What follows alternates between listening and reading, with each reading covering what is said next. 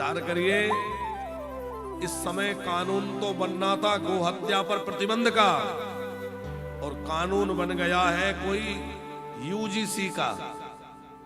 ऐसा कुछ कानून बना है अभी? अब ये कानून जो बना है इससे कितना फायदा होगा कितना नुकसान होगा ये तो गवर्नमेंट जाने, पर हम तो ये समझते हैं कि ऐसे कानूनों के बनने से समाज में समरसता और एकता नहीं बढ़ेगी, बल्कि समाज में द्वेष और घृणा की भावना बढ़ेगी, आपस में समाज और बटेगा। सरकार का काम है समाज को संगठित करना। हम सब हिंदू भाई भाई का नारा जिस समाज में जिस समय चल रहा हो, ऐसे समय में इस तरह के कानून लाना काला कानून ही कहलाएगा। आप विचार करिए, पढ़ने वाले वह बच्चे छोटी छोटी बातों पर कोई बात विवाद हो जाए और एक दूसरे के लिए यदि झूठा भी आरोप लगा दिया कि इसने मुझसे ऐसा कहा, तो उसका तो पूरा के पूरा कैरियर खत्म हो जाएगा कि नहीं? तो ऐसे समय में इस तरह के कानून की क्या आवश्यकता थी? पर भगवान सन्मति दे सत्ताधारियों को कि वह गो हत्या जैसा कानून लेकर आए कि गो हत्या पूरी तरह प्रतिबंधित हो, समरसता की बात हो, और इस तरह के कानून ना बनाए जाएं। अच्छा, कानून बनाया भी जा रहा है तो फिर इसमें कुछ बदलाव हो, कम से कम ये हो कि कोई शिकायत करता है तो शिकायत की पहले जांच हो कि इसने ऐसा किया है कि नहीं किया।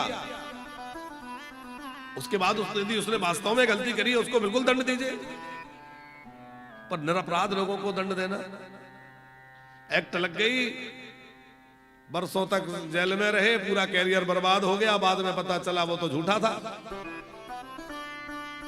तो उसकी जांच पहले होना चाहिए, या झूठी शिकायत करने वाले के प्रति भी मुकदमा चलना चाहिए कि इसने झूठी शिकायत करी थी तो उसके खिलाफ भी तो मुकदमा होना चाहिए कि नहीं? भाई झूठी शिकायत कोई कर रहा है वो भी अपराधी है कि नहीं है? दूसरी बात, जांच के लिए टीम गठित हो और उस टीम में कुछ सामान्य वर्ग के लोग भी हों ताकि निष्पक्ष जांच हो सके।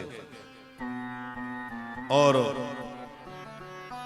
यदि सामान्य वर्ग के बच्चों के साथ भी जाति सूचक शब्द कहकर उन्हें अपमानित किया जाए या कुछ कहा जाए तो उस पर भी तो कोई प्रतिक्रिया होनी चाहिए।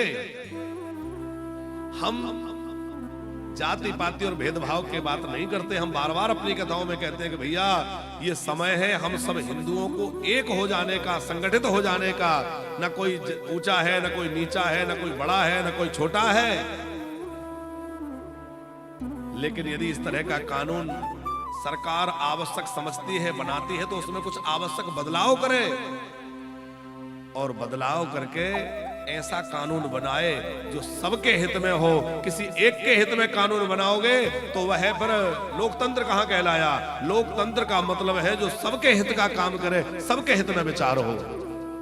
क्योंकि सत्ताधीश जो भी कोई हो उनके लिए पूरा राष्ट्र हमारा अपना है, और हम तो गौरवान्वित होते हैं कि हमारे भारत राष्ट्र में मोदी जैसे राजा बैठे हैं। हम सब गौरवान्वित होते हैं ऐसे राजा को पाकर के कि उन्होंने इतने बड़े बड़े महनीय कार्य किए हैं जिससे हमारा भारत राष्ट्र आज कहां से कहां पहुंच गया, कितना विकास हुआ है, कितना काम हुआ है। ऐसे हमारे मोदी जी इतना बढ़िया सुशासन कर रहे हैं।